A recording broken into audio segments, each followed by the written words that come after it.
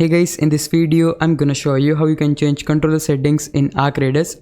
It's pretty easy. All you have to do, just select the gear icon at the bottom right corner, then head over to controller tab. Right here you have bunch of options, and the first one is aim assist. Right from here you'll able to enable or disable aim assist.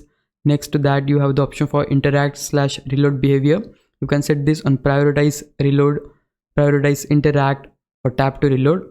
Whichever you wanna use, you can just easily choose that from here. And if you wanna know what it actually does, you can just look at the right hand side pop-up. Then next to that you have the option for invert horizontal look input. You can turn this on or off. Similar to that, you can also turn on or off invert vertical look input. You can adjust horizontal vertical sensitivity, zoom sensitivity, and so on. Also you have the option for look response curve. You can just set this on exponential, linear, or sinusoidal.